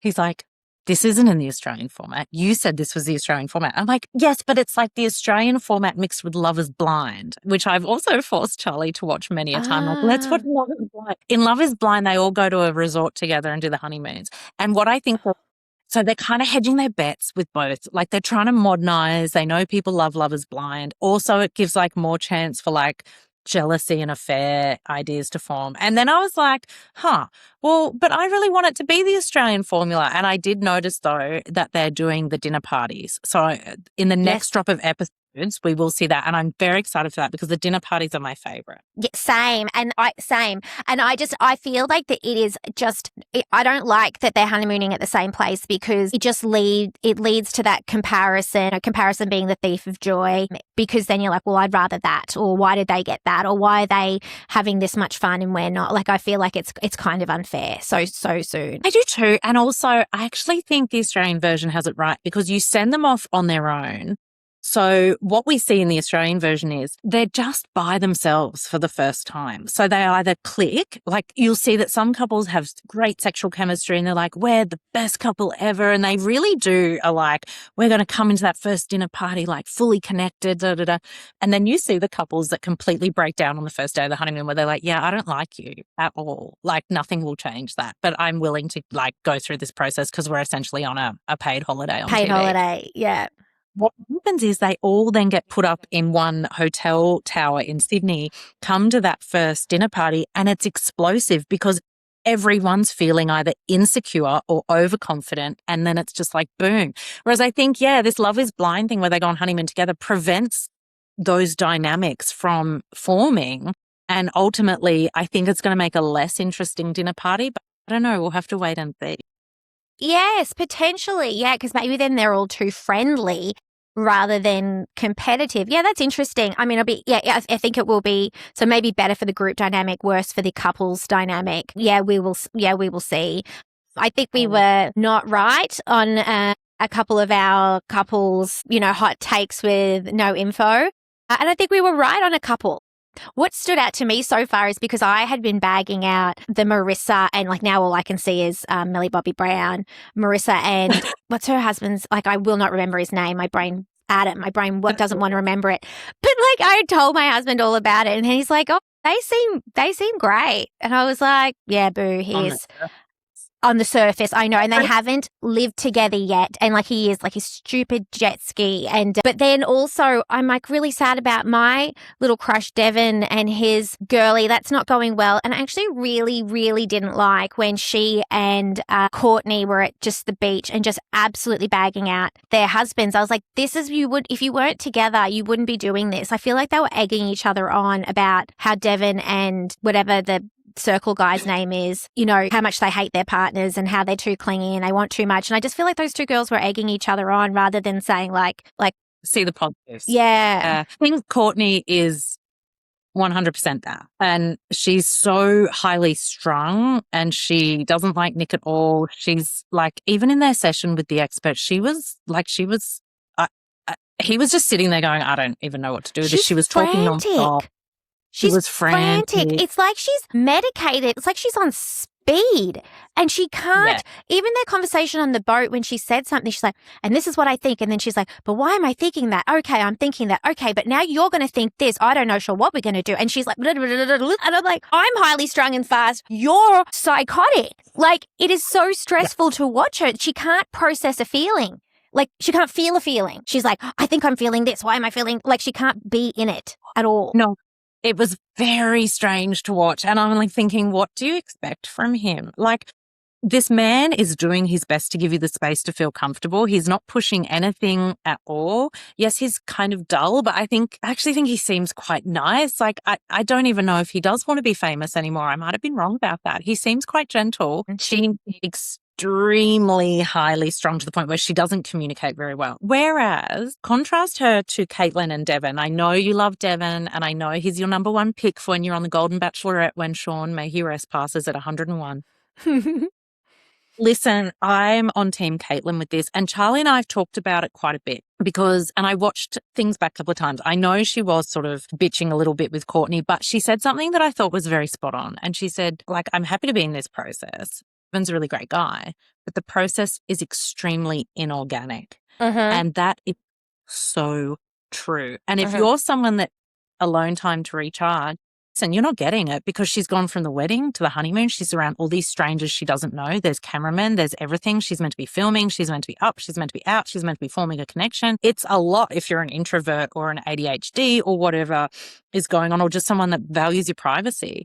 And I was sort of on both their sides for a while until we got to the therapy session with the lady doctor. And Charlie and I watched this quite closely. And what we found was Caitlin came very authentic and willing to be positive and find the solutions for her and Devon in that session. And she instantly said the things that she liked about him. She didn't have to think about it. She was patting his legs. She's like, I really like all these things about you, looking him in the eye, giving him that validation that he's been missing, all of that stuff. And all Devon could do was criticize her. But I want you to be doing this. I expect this. I want that. And as my wife, And to the point where even the lady doctor said to him, Devon, hang on, whoa, you met 4 days ago. Like, just chill. Like, chill out, buddy. You're dating her within calling it, yes, a marriage, but you've just met. And so I am going to stand by my original vibe with Devon, which is that he's a big old idiot. I'm sorry. Yeah, I mean, I'm with her as well. And obviously because I need alone time. And I get that. And I actually feel what she said, when they were having that dinner and her face was just going red. And she's like, I don't want to have this conversation again without the specialist, because he apologized, but then he proceeded to say what his problem was again. And you're like, no, like that's not an apology. But also what it was for me was that she said, you're making me feel like I'm the bad guy for feeling the way I feel. And it's like they call it like the second arrow. And maybe this might be a Brené Brown thing too, but it's like the event happens, whatever it is that might be painful or whatever, but the bigger pain is the second arrow, which is like your judgment on yourself for the behavior. And it's, you don't have to have the second arrow. And it's like, she's almost like, you're flinging the second arrow at me. I am who I am. I need the space. I've tried to communicate it with you. I want to speak to the specialist to see how we can help. But you making me feel like a piece of shit for who I am in this moment, that is really hurtful. And so, I was with you on that. And again, I don't think he's a bad guy. I think that this is what this is for, which is for folks to learn about themselves with some specialists. So hopefully, they can do that. I agree with you. I think this show isn't necessarily about finding true love. I think it's about holding up a mirror to your relationship patterns and flaws so that, as you say, you have access to then see it and change those behaviors. So I'll use my big girl words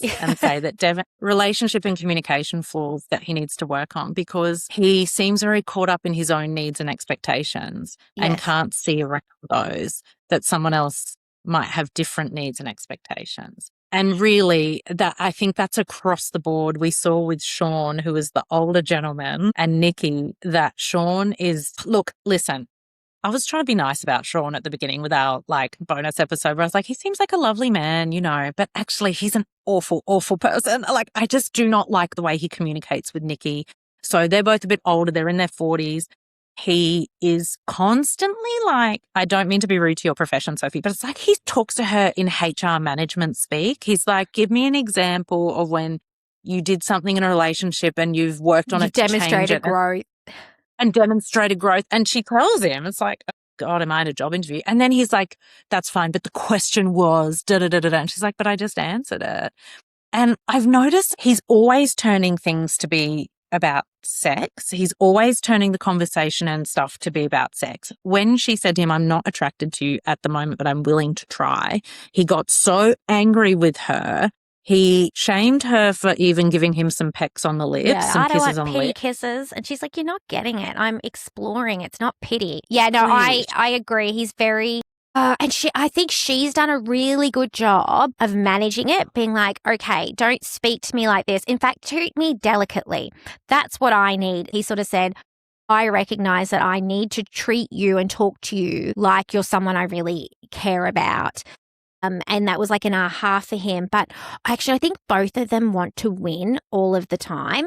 And like their little fight about the bathroom and the bedroom was like, we as a family paused it and talked about it because we couldn't stop laughing, because I've been like that too. So when she's like, I need you to sleep on the couch, he's like, fine, but I'll need to come in and use the bathroom, because he's like, well, then I'm going to inconvenience you in the bedroom. You can't have it all to yourself. And then she's like, okay, well, if you need access to the bathroom, why don't you just grab your stuff now? And he's like, but why would I grab it now? And he's like, well, then I'd have to take my stuff out of the wardrobe. And she's like, all right, I'll take your stuff out of the wardrobe. He's like, well, I won't do it.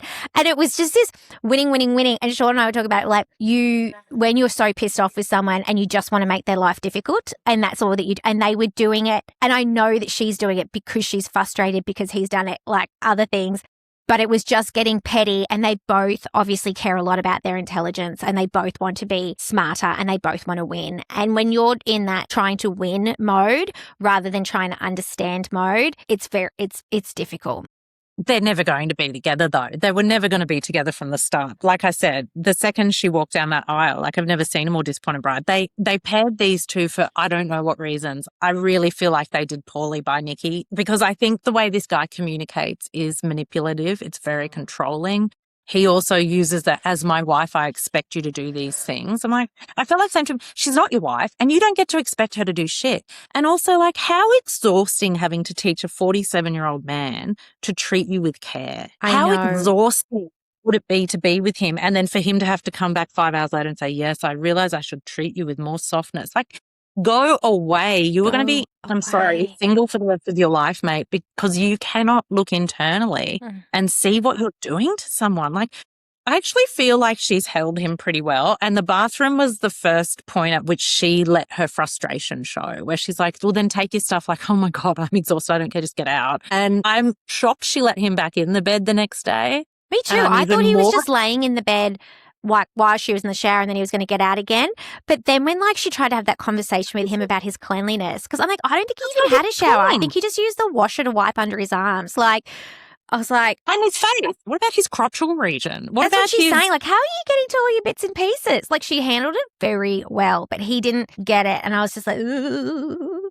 So here's the thing. Your relationship is not going well. You've been sleeping on the couch. She invites you back in. God knows why. I mean, she's more generous than I would be. And you actively show her just wiping yourself with a damp cloth under your underarms and then on your face. And you leave your sweaty, sweaty ball sack. Yeah. And then start to question. In the shorts you've been wearing all day and go to bed in them. And then when she politely says, hygiene's important to me, he's just like, I don't believe in soap. Yeah. Do you really think soap's a thing? Like, do you think it actually makes a difference? Oh, I know. And then. So hygiene is a big thing for me too, which is hilarious given that Charlie and I got together on the basis of him swimming in the ocean. But like, clean everything. I didn't think it was something you had to say. Like, when she said it in her original things, like hygiene's important to him, like, who says that? Like, obviously hygiene is important. And then when I saw this, I was like, okay, I've been very blessed because I did not know that some people don't, shower correctly. Yeah, we're all very thorough. The last thing I guess I want to say is I'm so sad when Mecca said to Belle Jolie that she was into him 150% versus her 80% that he's into her. And I was just like, I know that he's insecure and he's looking for some level of reassurance, but I think Belle Jolie she's been amazing. And I loved their conversation in the kitchen when they both opened up about their father and their mother. That was really nice. I think she's showing up very well. I'm a bit sad with how he's being. Yeah. I agree. That conversation on the honeymoon where he said you're 150 and I'm 80, I was like, oh, you're doing a bit of negging. Did your father teach you that? Because I was like, this is just classic. Yes, it is. Yeah. I couldn't understand it. I was like, why? And then he tried to wind it back by going like, well, actually, if you're 100, I'm 80 and 20% different. I was like, what are you doing? Like, what are you doing? That is, I don't know what would make you think that is okay to tell someone that you're less attracted to them than they are to you. I think it obviously is a way of obtaining some kind of emotional control, making, as you say, himself feel better because he's insecure and trying to put her down to put him above her because he can see that she's far above him and by almost every measure. But I agree with you that like, she didn't cop it. And I think he realized, well, I'm hoping that he shouldn't continue with that type of approach because their conversation in the kitchen was much more authentic and natural and open. And it was lovely to see that. It was lovely. It comes back to what you were saying before. And I think I said this about the basketball coach, which I may wind back, I may not. But why do we can't these women have men who are fully formed? Why do they have to have men with potential? Why is it the woman's job to turn the man into something like reasonable to date? Like, just don't pair me with someone who's cripplingly shy. Don't pair me with someone who is so insecure that they're going to neg me. Don't pair me with a guy that is so clingy about what he wants and his needs that it doesn't matter what I want or what I need. I'm not here for that. I just don't get it. I know the absolute caliber of the women versus the men. And it's like, and then what this thing that I was reading was saying, and this is genuinely reflective of the dating world out there. It's not like we tried to choose a bunch of really wonderful women and these sort of half-developed men with potential. Like, this is really sort of the best we could get. So I thought that was, terrifying, but also, interesting. It's going to be interesting to watch. And Felipe, I'm sorry, he's giving me the ick. And I don't know if he's got really bad dandruff or what's going on with his hair, but his hair's grossing me out. And yeah, he's giving me the ick. And I hope that I hope I'm wrong. No, I don't think you're wrong. He's giving me the serious ick. We're back to the red flags now that his like beautiful shielding halo of a family has disappeared. I'm like, ick, ick, ick. Also, Tori slept with him and immediately came out and slept on the couch. Tells me a couple of things. He's really saw bad that last night. Yeah, he's either really bad in bed or something. She wasn't ready, and she'd said she wasn't ready. And then I was watching it with family, and they were showing that sort of CCTV camera of like the couch beforehand. I was like, what are they showing? Why are they showing us this? But I think they were showing that to us to give context of like the before and the after. Anyway, I know we will have to. Can you guys let us know? Do you want us to talk about MAFS on here, or do you want us to keep doing standalones? That's the thing we're going to have to ask everybody, because there is a lot to discuss. So, all right. Well, that's MAFS US. I'm looking forward to the next cluster of episodes to come our way. And guys, we're recording a little bit earlier this week, so we don't have a Orange County update for you. And I, for one, am pleased, because if I had to talk about Emily again today, I wouldn't say very nice things. So it'll be good to do like a double catch up on the OC next week. And I feel as if we didn't update, you guys wouldn't have noticed, which probably says something. I was just going to say a little update on Traitors. I will be super quick because I don't think everyone's going to be able to watch it. So it is the new Traitors Australia, which if you're a Big Brother fan back in the day, Gretel Colleen is going to be hosting it. They've filmed it in a castle in New Zealand. They had the premiere party yesterday, and I think it comes out in early August. But I think for an Australian Traitors, they've actually pulled together a really good cast. So there's just a couple of people I was going to call out, but one is Cam from MAFS Australia, which one of the most successful. Do you remember Cam and Jules? So yeah, Cam is going to be on it. We've got a couple of housewives. We've got Chrissy, Marsh, and Gamble. So do you remember both of those? Gamble? Yes. Chrissy Marsh is 10 foot tall. She's Lebanese. She's Lebanese like me. Yeah, she has a big Lebanese family, and she married some businessman who they're so wealthy. They're so wealthy. Chrissy, like all good Lebanese people, has serious main character energy. And so that should be, I can see her clashing with people if she lets herself be herself. But Gamble was always super fun on The Real Housewives of Melbourne. She was actually quite cute. Yeah, I thought so too. So I think, the cast is so fun. If you go all the way back to the beginning of The Bachelor. So I don't know if you remember Alex Nation. She's on it, because I'm this is all OG, Dicko Dickinson from Australian Idol. Yeah, there's a bunch of people. I really loved Kirby Bentley. So Kirby was from Australian Survivor, and she's done 2 rounds of Survivor, and I really like her. She's a boss woman. So she was maybe a professional AFL player, but in both seasons of Survivor, she's the boss. People come to her, and I'm so fascinated to see what she will look like in a Traitors forum. So anyway, I won't talk about it too much because I know not everyone. If you're in Australia, you'll be able to watch it, Channel 10 or Binge. I'm not sure if our international folks will be able to watch it. I thought Dicko was dead. I was about to say something. Yes. I don't know. I feel like he should have been cancelled at some point. Oh, Rob Farnham's on it. So John Farnham's son. Anyway, I'll stop. There's heaps of them. It's actually a really cool cast. So I think I'll be watching it. It's actually really hard to find shows to watch with tweens. Someone recommended me Traitors years ago, and we started doing it. The only problem is the swearing, because Lisa fucking Rinna, she could not stop swearing on the last season of the American Traitors. And I just I'm why do you need to swear? It's such otherwise it's a kind of easy show to watch with tweens. They probably won't let people swear on the Australian version if it's free. Hopefully not, especially if it's on Channel 10. Oakley dokily do. Jessie, can we move on to what's been distracting us this week? Yes, we can. I'm writing my 3rd book, and it's set in a house on a cliff in northern Tasmania, which I happily found out was a former volcanic plug, which means it's an extinct volcano. But part of I guess, all my books is the impact of Australian weather. So I was researching a lot of how lightning works in a storm. What's the difference between a storm, a cyclone, and a hurricane? And apparently it's just by geography and degree of severity. So like we have cyclones in Australia, but they have hurricanes in America and they have typhoons in Asia. Yeah. And just like I've been researching how lightning can cause fires. So like I've been looking at a lot of YouTube videos where lightning has struck a house or a tree or a wind turbine and just blown it up. And I'm like, new fear has been unlocked. Activated. So I was like, Carling, so what should I do if I'm in a storm, like, and there's lightning? He's like, get in your car. And I'm like, because of the tires? Because of the rubber tires? Something about grounding. I've never quite understood. Yeah. That's what I was going to ask you. I was like, is there advice that you've got? And I thought the tires, and then like if you wear rubber boots. Like, just don't go outside in a storm, you guys. And because I remember too, like I was driving home once in the New South Wales countryside when we lived there, and there was an epic storm. We used to get amazing electrical storms in the central west of New South Wales. And you'd have this like heavy, just but very even cloud. It was very strange. And then this absolute crackle of forked lightning.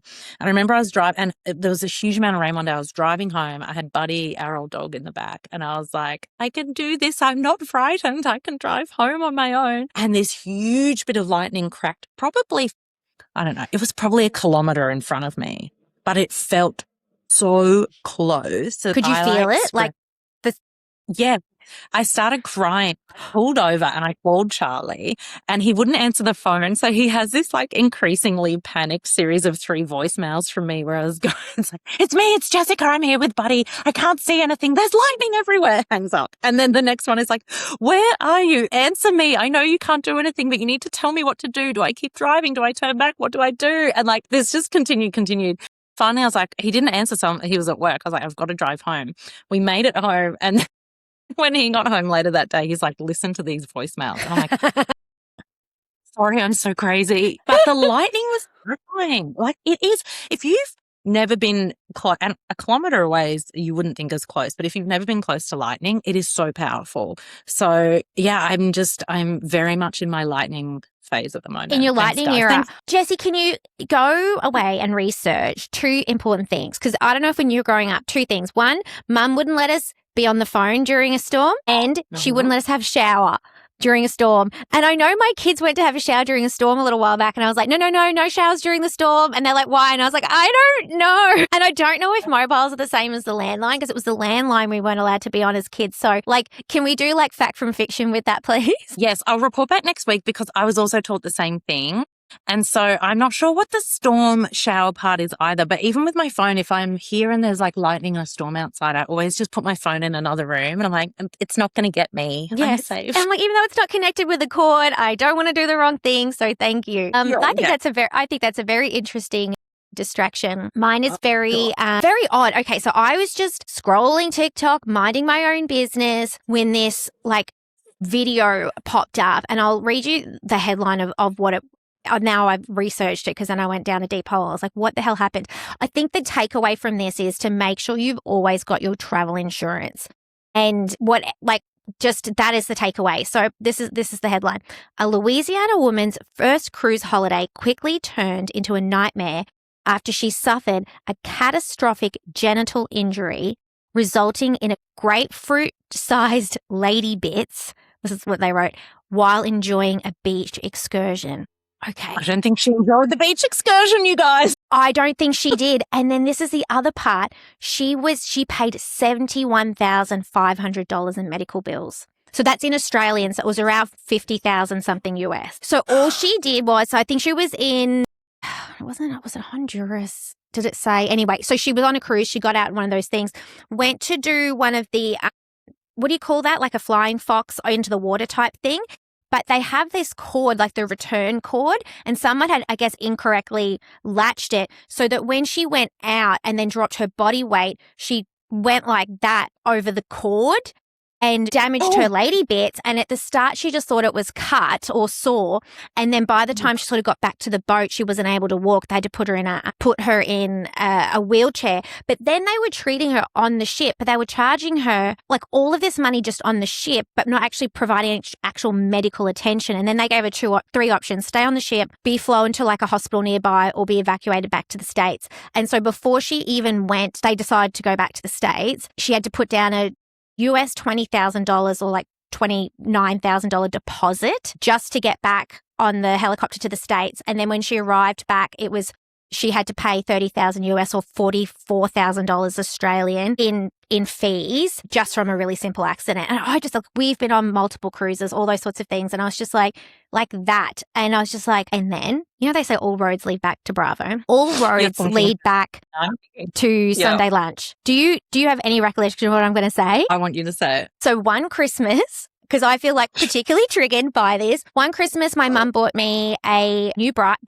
so it wasn't new. It was a secondhand bike, but it was new for me. I was very, very excited. But it was a boy's bike and not a girl's bike. And the boy's bike, if you don't know, has the top bar high up. And I was so excited for my new bike. I got on at the top of your driveway, tried to go down the driveway, lost control of the bike, slammed into your letterbox and went like that on my new bike. And I really hurt myself, and I spent like most of the rest of that Christmas day lying on your mum's bed, like with the fan on and like screamed. Do you remember that? I do. And I also had done the same thing, not at that house, but our previous house when I was younger. I was on a bike and I pitched forward over the bike because I tried to ride it down the road and pitched forward over the handlebars like this. So we've all been there. And bikes in particular, dangerous. Very dangerous. So when I saw the lady, because at the start I just saw the video and I was just like, because I'm like, I've been there. But I didn't have to pay $70,000. So yeah, that's my takeaway, guys. Always get travel insurance and get good bloody travel insurance. Definitely if you're going anywhere where they charge for medical care, like which is a whole other terrible thing. But I was also going to say, don't go on cruise ships, like for a few reasons. Number one, it's just a floating RSL. Number two, which norovirus. I love a standard RSL. So a floating RSL is tops. You like a standard RSL out of like fun and then you can leave. You can't leave the floating RSL. You're there for the whole time. You are stuck with all these norovirus and like food poisoning germs. People are disgusting. And also, have you seen that documentary Poop Cruise? Yes. I've never. And then we just watched another bad cruise documentary the other day. Which one was it? There was another one we just watched. Anyway, we're never going on a cruise again. I love the concept of a cruise. I won't be doing it anymore. No. I've seen too many, again, YouTube things where like the boats are just like in a storm. They're tipping like this. And our Uncle Patrick went on one where that happened. And he's like, I just kept drinking the cocktails and hoping for the best. And I was like, I would actually not cope in that situation whatsoever. No, and that is what we just watched. We just watched the Italian cruise one a couple of nights ago. And it tells about that Italian cruise not long ago that capsized, but what actually happened. It's actually, watch it. It's on Netflix. If you're not going to go on a cruise, you can watch it. It's terrible because the boat was tipped and it was like, parents with their children where the cruise floor had become like a literal vertical wall and like pieces of furniture are flying towards them. And it was, anyway. This comes back to, I watched a movie, as we said at the start, when you watched a movie when you're too young to watch it and it just becomes trauma.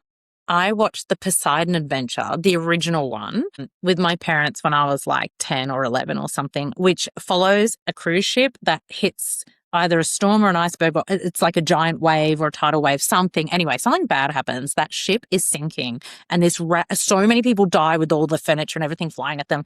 And then this ragtag group of people have to try and swim their way to the top. Oh. And like they all die as they're getting their way to the top. I think only one person survives. And I was like, I'm never doing that. Like, yes, fair. No, whereas I've always just thought, hey, I'm a good swimmer. I'll be fine. But it's not even that. It's like getting to the water is challenging. Yes. Anyway, so yes. Okay. Well, oh God. And I love a cruise because I love a cruise casino. I love like all of it. Like I love a buffet. I don't like change. So I love to keep my room the same, but I can visit different places without having to pack my things up. Like I just need to get really rich and live a yacht life. That's what I need. Yeah, the below deck yacht life where it's just you and the people you choose, and then the buffet is not full of other people's like stuff that they've coughed all. But there's no I'm way too casino on that. I don't want to. Ew. Oh my God, No, they knew me by name by the end. I'm not surprised at all. You and Brooke, my best friend Brooke, shout out Brooke. Every episode she gets a shout out. She loves the cruise so much. She goes on the most crazy, insane cruises. The two of you just need to be old ladies. She should be my best friend. Kidding, I have my own best friend. Shout out Danny. Yeah.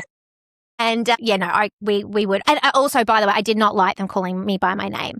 I actually got annoyed and I was like, I don't want you to keep calling me by my name. It makes me feel like I'm here too much. Like, I think you think it's nice. I feel like you should stop calling me by my name.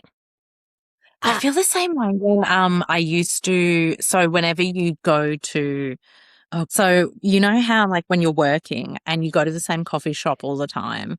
And so like I always used to get avocado toast and coffee from the same place, then go to the office. And then they start knowing you and your order and your name. They're like, hi, Jess, do you want a flat white and avocado toast today? And I'm like, please just pretend you don't know me because I actually have no room or emotional space in my life to like be pretend friends with you. Yeah. I just need to give you my card and you just give me the stuff and let me go on my way. I need this to be transactional, please. Polite, but transactional. Like, yes, I get it. I get it. I just can't do it. I actually feel like, okay, let us move on to our recommendations. I'm recommending two things that I've been meaning to recommend for ages, but they're sort of linked, which is two TV shows that are spin-offs from other TV shows. And I couldn't believe that I didn't have Yellowstone in my top, non-reality TV shows. But, I mean, there's plenty. Actually, I was going to say some, but I won't. I'm saving them. But Yellowstone, if you haven't watched it, I loved. I know you didn't, but the Yellowstone prequels are actually better than Yellowstone, like 1987 or 1888 and anyway, they're so good. They're even better. But there's a post-call, Dutton Ranch, which follows one of the main characters who was my favorite character, the daughter. And I thought it was going to be terrible. And it's not. And it's based in Texas and it's fantastic. So Dutton Ranch. So they've done another spin-off, Marshalls. I didn't watch that. That didn't look good at all. But Dutton Ranch, yes. And then again, with Handmaid's Tale, there's a spin-off called The Testaments, Disney Plus. We just watched that and it's really good. It's one season. Hopefully they make another one. And it's almost filmed during Handmaid's Tale, but just telling another version. So basically June has lost access to her daughter when she's sort of taken into Gilead, but they take the daughter and put her in a general's family and it's following the daughter's life, which is really interesting. So, because I know you need a second season. Otherwise, I'll be quite cross. You send people cross text messages when people are just trying to figure out what season they're even in. Some of us are struggling with counting. I don't know who these people are, but they should be more careful in recommending things to people. Just kidding. Well, we do have to do another non-reality bonus episode because I want to talk about the TV series Fargo because there's several seasons of that, which I think you would love. The movie was amazing, but the series are also amazing. And one of them is a little bit Yellowstone coded. Mum's been trying to get me to watch Fargo the whole time, but ever since I think it was that William H. Macy with that cat, it gave me the creeps and I've not gone back. Like I've not watched it. But yes, okay, we do need to do another one of those episodes. You don't have to do the movie because the movie is the one with William H. Macy and the hat. Just move on to the first season and it's different actors and it's absolutely brilliant. But my recommendation, but also I just want to say, yes, of course you're going to recommend Yellowstone because you have a crush on Kevin Costner. That's how I got my crush on Kevin Costner in Yellowstone. It's not from The Bodyguard with Whitney Houston? No. I was just in love with Whitney Houston. Bodyguard, the song, all of it. I just didn't even know who was he. But in Yellowstone, he's just so like manly and horsey and he talks in a deep voice. I love it. You just know he's always wanted to be a rancher because he is one. That's what's real. So he took a big break and he is one. And then the guy that runs all these shows, like makes all of these shows, the actual producer who I think is a psycho and doesn't like women because of the way what happens to all the characters, he's a genuine rancher too. Anyway, I save it for another episode because there's so much underlying politics that they're trying to push out through those shows as well. They are. But I'm going to tell you a little Kevin Costner story, which was that when I went to see The Bodyguard at the cinema, and I think I was 12 or 13, I went with my friends and we went to Wendy's and got an ice cream first. And the lady said, "And what are you girls doing today?" Like she was doing up our ice cream. I was like, "We're going to see The Bodyguard with Whitney Houston." And she's like, "Ooh, and Kevin Costner." And I was like, "Yeah." And she's like, "He's gorgeous." And I was like, "Ew." So even back then I was like, yes. How you remember that interaction at Wendy's from all those years ago? Like, how funny. You're just like, you've always been anti-Kevin. You need to think about that deep down. What has he ever done to you? I know. And both Brooke married a Kevin and my mum has married a Kevin. I just feel like Kevins are ruining my life. Okay, moving on to my recommendations, you guys. I love that. Love you, Kevin. For all the Kevins. All the Kevins, we love you.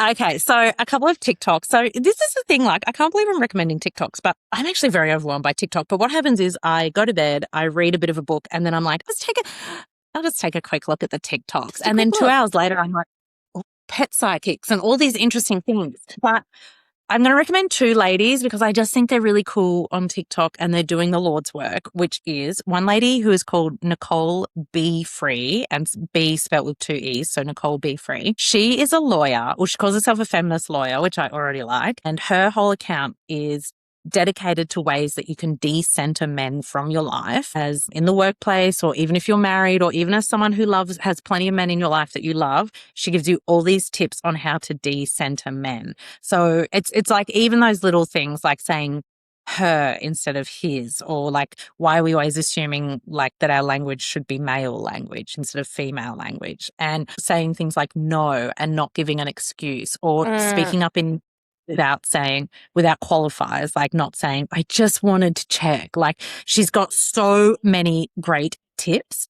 So I really recommend her, and they're easy to like watch because she does them in captions, so you don't even have to sound on. You can just be like, "Oh, that's a good one. I'll do that one. I'll do that one." And then the other lady I want to recommend on TikTok, I love her, and actually, I thank God I followed her this time because I found her months ago and then she disappeared. Oh, and then you lose people. I know. And then I go back through my likes. I'm like, who have I liked? Like trying to go back and find the person. I'm like, I should have followed them straight away. Yes. No. And the thing is, when you try to find them from your likes, suddenly you realize how long you've spent on TikTok and how many thousands of likes you've given people that you don't remember. So this lady is called Wanwan, WAN, Luve, LUVE.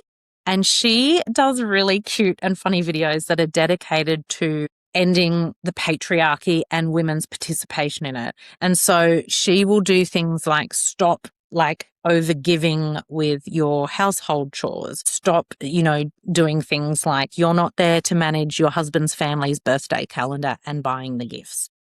See, I'm already doing my part in all of these. Me too. I've always refused to track Charlie's family's members' birthdays. I'm like, that's not my job. Like, I don't even do it with my own family. I'm certainly not going to do it with yours. And also, we're not a birthdays family. And so I was like, no, I'm not even going to remember that. But also Charlie loves gifts, so he took it on anyway, but I wouldn't have done it. And she basically says, whenever you think of advice that's been given to women over the years, like women mature earlier than men, or beauty is pain, or any of those types of cliches that we're raised with, she's like, always ask yourself who benefits from that wisdom, because it's not women, it's men. Mm-hmm. So go and check out Wanwan and Nicole Be Free. I will. Enjoy your awakening. Oh my gosh. Okay. Thank you. That is an excellent, excellent tip. I will go and have a look at them. And they're so good to get on your algorithm then, because your algorithm then sends you more stuff. And I mean, I need to get off the, sore genitals algorithm and to something, a little more helpful. So I appreciate that, Jessie. Now, this has been one heck of... injury algorithm. The cruise injury algorithm is not your friend. It is, yeah. Why is that where it is taking me? I do not know. I want to be with the pet psychics. So, yeah, wow, what a cracker of an episode. We hope you all have enjoyed us as much as we enjoy us. And let us know. And, give us any feedback, as we always say. It's still new. This is technically our 8th episode. Obviously, we've got a bunch of bonus episodes that you can listen to too. But, keep us posted. We would love your feedback. Yes, absolutely. Thank you for listening. All right. Love you, Sophie. I'll talk to you soon. I love you. Bye. Bye. This podcast was recorded on the lands of the Yuggera, Turrbal and Lutruwita peoples. Wait, are you still there? We know you're still there. And while you're still listening, we have a quick request to ask you guys if you could please like and subscribe us wherever you listen to your podcasts. And we'd also love a 5-star review rating if you have enjoyed what you've listened to today. And follow us on Instagram at Sunday Lunch Reality Served. We would absolutely love that. And remember, this is just for fun. We have no special knowledge. This is just what we're watching on telly with the rest of you. And by the way, I'm Sophia.makes on Instagram. And I'm Jessica Mansell-Nara, author, on Instagram. Thank you so much for hanging out with us. Bye.